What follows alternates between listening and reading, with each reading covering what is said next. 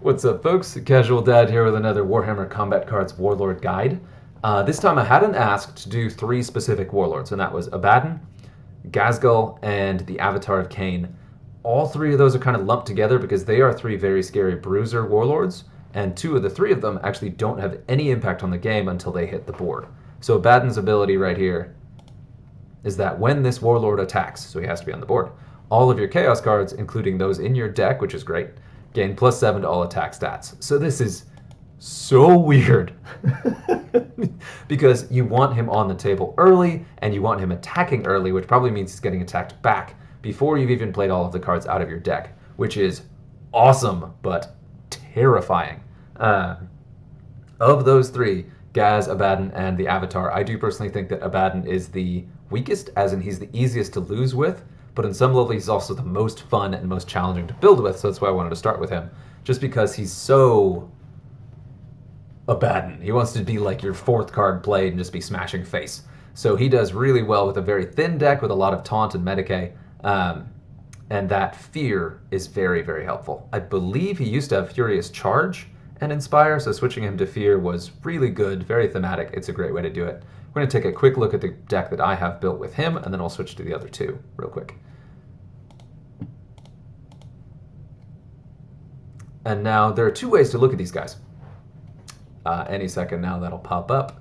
There are two ways to look at all these guys. So they're obviously very powerful Bruiser cards that do have heavy impact on the table. You want to play them because part of the point is using them in the fight, which is cool.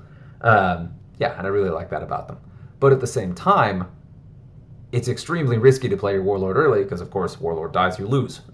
So that is a thing to constantly keep in mind. So what I've got here is kind of a balance of Medicae, Fear, Taunt, and then one big Gribbly that will be able to hold down a lane, keep Abaddon protected on at least that side, and really, really benefit from his abilities. So you got all three of the attack stats, very flexible. You got that Fear and outflank. Extremely powerful card to jump in there and kind of keep him blocked up on his side. This guy's a close second just to have him.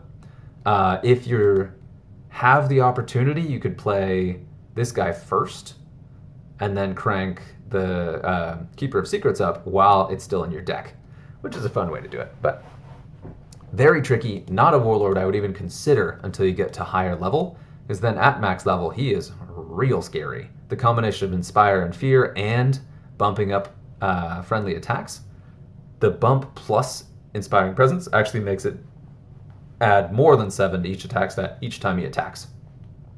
So that's defensive attack, so it happens on your turn and on the opposing turn, so he can ramp up extremely quickly and become very frightening.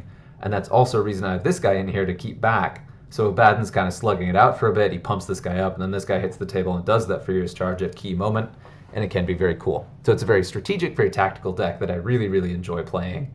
And I just enjoy playing Abaddon, but he's a tough one. He's a tough one to get to higher skill levels with, but want to throw him in there. Switching to Gaz, and we'll go ahead and take a look at him. We'll look at his ability while that deck is loading. So Gaz, of course, has actually slightly more aggressive stats. He's got a little bit more hit points, and I believe his base attack stats are actually higher. We'll get to that. They're really close. They're very comparable, but he doesn't gain them as he attacks. Instead, his ability is, when one of your cards destroys an enemy card, this Warlord, whether deployed or not, gains +10 melee attack. So over the course of a game, if you're not just getting absolutely crushed, or against a deck that is very, very small, where you don't have much opportunity to get it, this guy is cranking up that offensive attack very, very quickly, starting at a pretty high base, and then also, of course, has that Furious Charge. He's reversed from Abaddon, so he actually builds up Furious Charge before he builds up Fear. So even right now, I'm sitting at level 9, I only have rank 2 Fear, which definitely helps, but it's not enough to keep him alive. But at the same time, his ability is a little bit more bursty, and you're not as motivated to play him early compared to Abaddon. What you see a lot of the time is people will play fear-based decks. Or not fear-based decks, excuse me. Range decks. So with a lot of big, heavy, beefy shooting cards, some of the things that orcs do really, really well, because his ability doesn't specify what kind of attack type you use. So it could be range, could be psychic, whatever. You're killing cards, they're, gaining stuff. So this is the deck that I have built with him. It's fairly small to encourage him to come out, and also because he's quite expensive, so you can't put that much more in there with him. This card is a really good one to rack up some kills and play with him. It's a very fast, aggressive card. Of course, you've got Makari in here, because this is the greatest Grot, who is the lifelong partner of Gaz.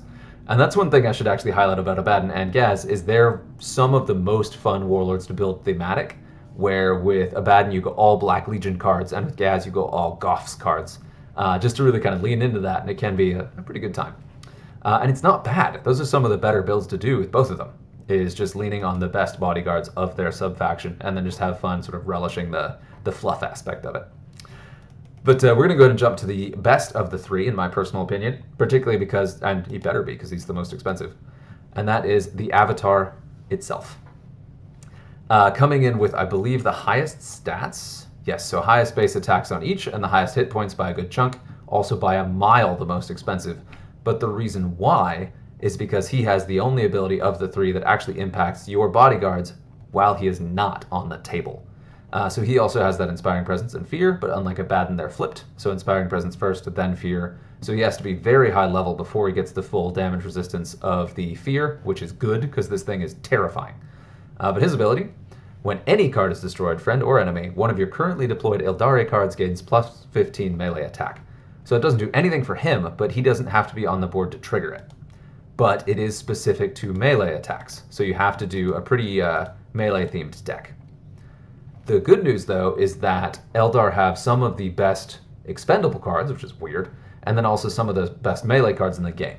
They're a little bit glassy and squishy, but they have a combination of traits like Deathblow and Fear that make them truly, truly terrifying. Of course, you've probably seen the Solitaire. This thing is nasty. That Deathblow is really good with the Solitaire, with the Avatar's ability, because it will charge up its Deathblow before it goes down, and is likely to get a bunch of kills before it dies, so you get to charge up your team while he's in play. And then also has that Furious Charge, which is an excellent, very powerful toy, and that really high attack stat. So awesome inclusion with the Avatar. Of course, Jane Czar herself is a little tricky, because you see that tiny hit point value for the cost, but she's particularly good because she comes in with high-level Fear, and then also gets into that Furious Charge, which can help. She does have a ranged attack to chew up shields and take out very weak injured cards, just so you have an additional option. But yeah, she's very good with the Avatar because of the defensive tech of Fear. She can stay on the board for quite a while you're ramping up those abilities. Likewise, this guy has a good chunk of hit points at level 9+. I'm really proud, I just got this one. Gets low-level regen, which isn't going to save you, but it's enough to kind of top him off and maybe win a couple clutch fights by just a hair that you would have lost otherwise. So, and he also starts with pretty aggressive attack stats and combines the Avatar's ability with Berserk. So these are cards I really like to lean on, but as you can see, it's a pretty lean bodyguard deck because the Avatar itself just costs so much. So we top it off with 3 fairly squishy cards and then 1 poison, just for a chance to kind of plink away at a shielded card or a card that has Fear. So you have a way to clear those while you're kind of cutting through, because the Avatar decks are really scary, but they can lose momentum. It's tough, though, because lose momentum, quote unquote, means have the Avatar on the board longer, just absolutely wrecking face while he's there. I always top it off with this guy. It's pretty common to see shielded cards in here or kind of cheaper ones. This guy starts with a pretty middling melee attack, but an Avatar deck is the perfect place for this guy because he's got the durability to stay on the board and can soak up the Avatar ability to become quite scary in melee and then stick around for a long time. So great combo with a little defensive tech in there. Of course, you've got a taunt there, it's mostly just intended to die, so your other cards get the melee buff. And then this guy actually can be pretty scary. He can take out an injured card to trigger a buff right away, and then has a very high melee stat for costing 6 points.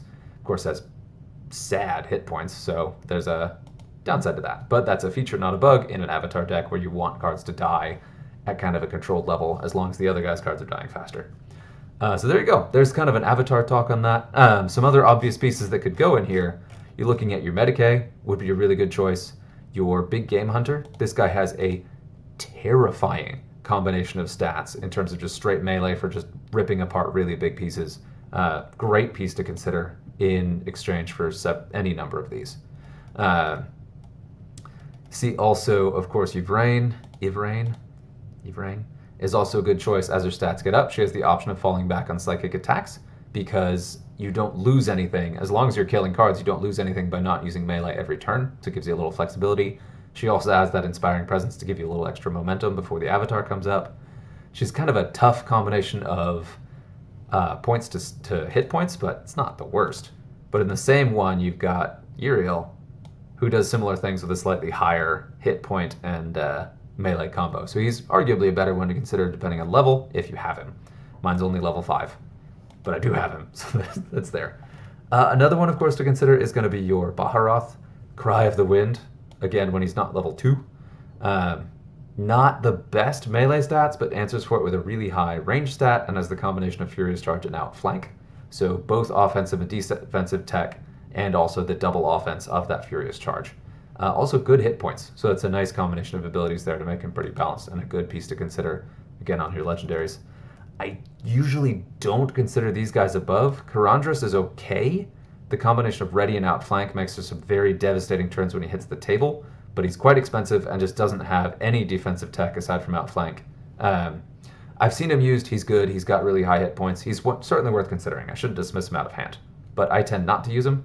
As he gets a little bit higher level for me, I probably will use him some more, because his melee stat is quite scary, and combined with decent hit points, and he also does have that ranged attack too. So it's certainly worth considering. The Incarn is so tempting. The addition of Endless makes him actually worth considering in an Avatar deck, but you put him with the Avatar, you're over 150 points.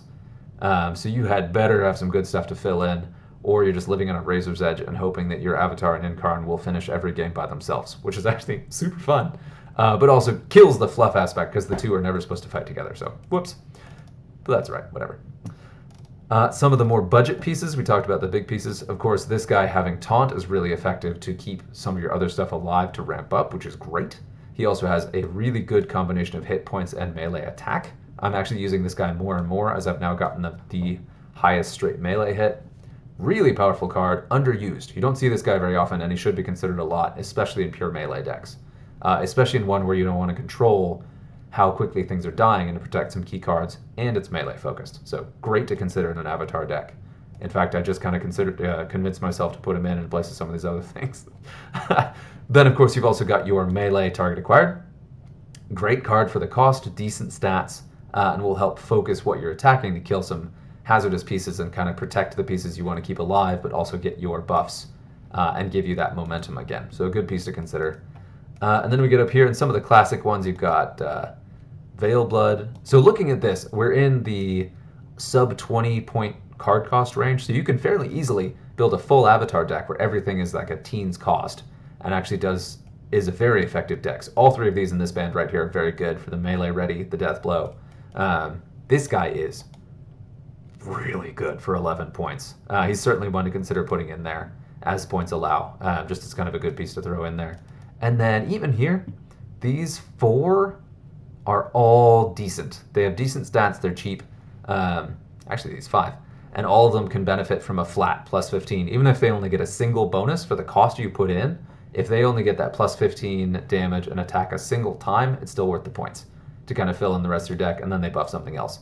And then you got Poison, you got Fear for some sticking power, Precision Shot to kind of finish off an injured card, and then Outflank. Like, those are all very powerful cards to consider, and all of those could even fill out if you have an Avatar Incarn deck. I think you can fit several of those in there. So, extremely powerful, really, really great card. But one of the key things about all 3 of these, your Gaz, your Abaddon, your Avatar, all of them do rely heavily on being leveled themselves. Of the 3, the most forgiving early level is going to be Abaddon. He's the least impactful as you level up more, and his ability doesn't really trigger that much. But because his base trait is Fear, which he gets Fear before his other trait, that makes him a very strong defensive piece much earlier than the other 2. Avatar starts with higher hit points, has the ability that beefs up, so he's a close second, but still, if you have one of the 3 and they're all low level, or if you have all 3 and they're all low level, Abaddon is a good one to start with, but then keep eyeing the other 2 as you go on through. So that's it. Thank you for the time. Hopefully that wasn't too long, and good luck.